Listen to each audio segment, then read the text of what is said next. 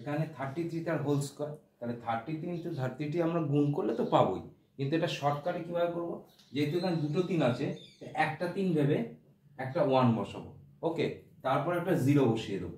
এটা হচ্ছে ট্রিক্স এই ধরনের অঙ্কে বর্গ করতে গেলে, 3-এর বেশিরভাগই 3-এর এই সমস্ত বর্গ করতে গেলে।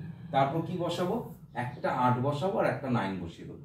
ঠিক আছে, একটা 8 বসাবো, যেহেতু দুটো 3 আছে তার জন্য একটা ধরে নিয়ে একটা 3 বসাবো, একটা 8 বসাবো একটা 3 ধরে, আর একটা 9 বসিয়ে দেবো। অর্থাৎ 3 স্কোয়ার 3, এর পরে যে 3 3 3 3 4টে 3, 5টা 3, 6টা 3, 7টা 3, যত বড় বড় দিক না কেন আমাদের নিয়ম হচ্ছে যে যতগুলো 3 থাকবে সেখান থেকে একটা কম করে নিয়ে, একটা 3 কম করে, এখানে দুটো আছে 3, তাহলে একটা 3 কম করলাম, করলে তাহলে একটা 3 থাকে, একটা 3-এর জন্য একটা 0, একটা 0 1, এদের জন্য একটা 0 আসবে।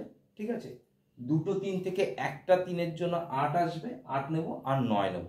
ওকে, ঠিক আছে, পারা যাবে। এখানে বলেছে 3333-এর বর্গ করতে হবে। ঠিক আছে, তাহলে এটা একটা ছোট টিক্সের মতো, খুব ইজি। তাহলে আমরা যদি 3333 বর্গ মানে দুবার লিখে যদি গুণ করতে হয় আমার প্রচুর টাইম যাবে। তাহলে এটাকে শর্টকাটে আমরা কিভাবে করব, মনে রাখবে যতগুলো 3 আছে তার থেকে 4টে 3 আছে আমার এখানে, তাহলে 4টে 3 থাকলে আমরা একটা কম করে নেবো, তাহলে 3টে।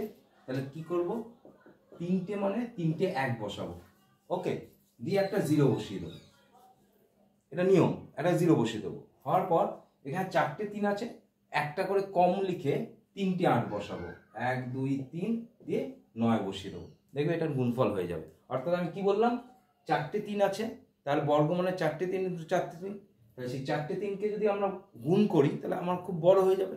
সেক্ষেত্রে আমরা কি করব, 4টে 3 আছে সেখানে 3টে 3 ভেবে নিয়ে 3টে 1 বসিয়ে দেবো, হলো, তারপর একটা 0 বসাবো।